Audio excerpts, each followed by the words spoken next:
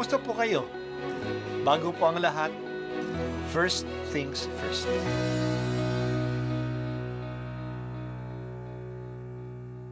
Good morning po. Sinisimulan po natin ngayon ang first things first. At dito po, tinatalakay natin sa unang bahagi ng umaga natin ay ang first readings na binabasa po sa banal na misa. Ito pong tinatalakay natin kasi madalas po kasi marami na tayong alam tungkol sa gospel readings. Pero konti po ang nagsasalita sa first readings. Pero ang first readings, bahagi din po yan ng Biblia, ng banal na kasulatan. Kaya susubaybayan po natin ang mga first readings, basahin po natin at kuminsan kailangan ng basahin ng 2 o 3 beses bago maintindihan kasi hindi po tayo familiar sa mga istorya at sa mga kaisipan na tinatalakay dito. Ang pagbasa mula sa aklat ni Propeta Ezekiel. Bumalik kami sa pintuan ng templo. Sa ilalim nito ay may agos ng tubig, papunta sa silangan. Ang templo ay paharap sa silangan. Ito'y nagmumula sa gawing timog na bahagi ng templo, sa gawing timog ng altar. Lumabas kami sa pintuan sa gawing hilaga at iniligid niya ako papalabas sa pintuan sa gawing silangan. Doon ay may mahinang agos ng tubig mula sa gawing timog ng hagdanan.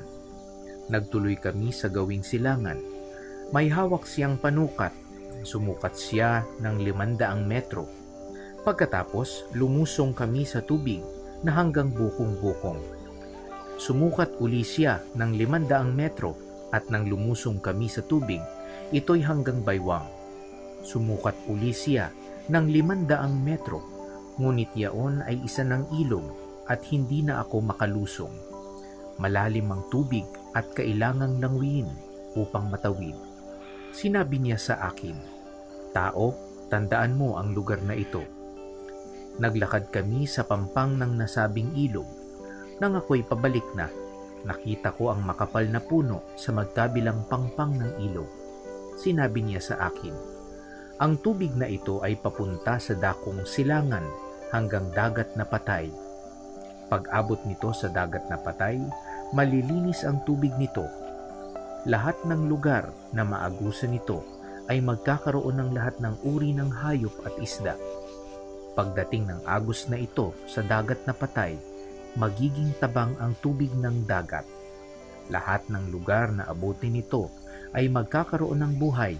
Sa magkabilang pangpang ng ilog ay tutubo ang sari-saring punong kahoy na makakain ang bunga. Hindi malalanta ang mga dahon nito, ni mawawalan ng bunga, pagkat ang didilig dito ay ang tubig na umaagos mula sa templo. Ito ay patuloy na mamumunga sa buong taon. Ang bunga nito ay pagkain at gamot naman ang mga dahon." Ang salita ng Diyos. Salamat sa Diyos. Ang lugar ng Judea sa Kanaan ay tuyo. Bihira ang malakas na ulan doon. Kaya mahalaga sa lugar na ito ang tubig. Kapag may tubig, may buhay. Magkakaroon ng halaman at may maiinom ang mga hayop nila.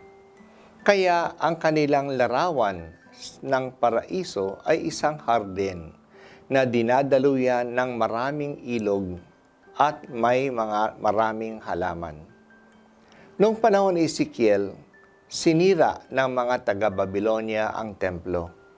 Wala na silang templo na pagsasambahan sa Diyos. Pero hindi mabitawan ni Ezekiel ang pangarap ng papanibaguhin uli ng Diyos ang bayan ng Israel.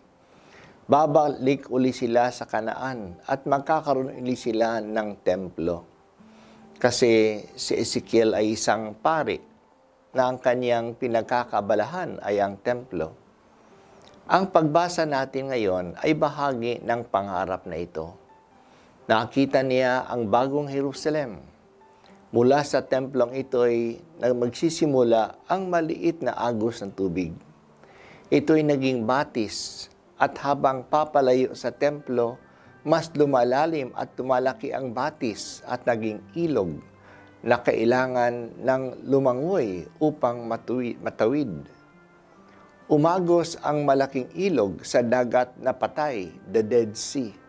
Ito'y tinatawag na dagat na patay kasi napakaalat nito at walang nabubuhay doon. Walang halaman, walang isda at walang hayop na umiinom doon. Ngunit kung saan dumaloy ang tubig na mula sa templo, naging tabang ang tubig ng dagat na patay at doon nagkaroon ng buhay. Nagkaroon ng mga isda at pinupuntahan na ng mga hayop. Sa pampang ng ilog, tumubo rin ang maraming halaman at mga puno na namumunga ng buong taon at ang mga dahon ng mga punong ito ay nakakagamot. Ito'y larawan Ezekiel ng bagong templo. Hindi lang magkakaroon uli ng templo, kundi ito ay magiging bukal ng buhay at kalusugan para sa lahat. Ang pangarap ni Ezekiel ay sana maging totoo sa mga simbahan at chapels natin. Ang buhay ay magsisimula doon. Magsisimba tayo upang mapalakas ang buhay ng Diyos na tinanggap natin sa binyag. Sa mga simbahan at mga chapel natin, matatanggap ang mga sakramento. Dito napapakinggan natin ang salita ng Diyos. Dito nagmimisa tayo at natatanggap din ang katawan ni Kristo. Dito natin nararanasan ang mga asembleya o pagtitipon na nagpapahiwatig na tayo isang bayan ng Diyos.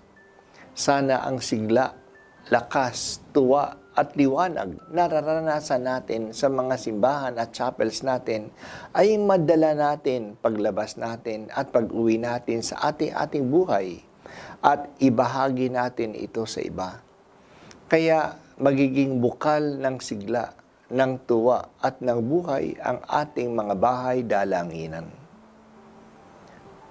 O Diyos, ang iyong grasya at tulong sa amin ay natatanggap kapag kami pumupunta sa simbahan. Dumaloy sana sa aming buhay at mahibahagi din namin ito na sa pinagmumulan at nakakasalamuhan namin sa aming buhay.